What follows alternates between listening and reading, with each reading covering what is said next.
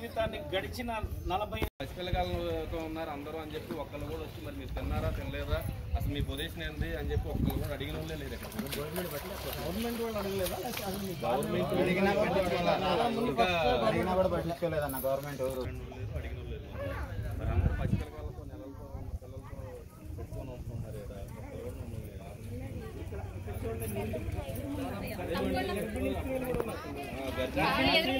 మోందా తుఫాన్ కారణంగా ప్రజలు వివిధ కాలనీల్లో ఉన్నటువంటి ప్రజలు చాలా తీవ్రమైన ఇబ్బందులు పడుతున్నారు. అందులో భాగంగా ఈరోజు డివిఆర్ కాలనీ పక్కన ఉమా కాలనీలో పక్కన ఉన్నటువంటి క్వారీగుంట రోడ్లో మరి వీళ్ళ బాధల వర్ణనాతీతం. ఈ గుంటలో 30 అడుగుల నీళ్ల మధ్యలో వీళ్ళు నివసిస్తున్నారు.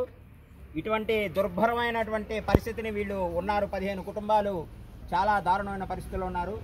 వీళ్ళ బాధ చూసి వీళ్ళ పరిస్థితి చూసి జాలి కలిగి నందిగామ ఆర్య వైశ్య సంఘం తరఫున వీళ్ళకి సాంబా మసూరి బియ్యం 10 కేజీలు ఇవ్వాలని నిర్ణయించుకోవడం జరిగింది.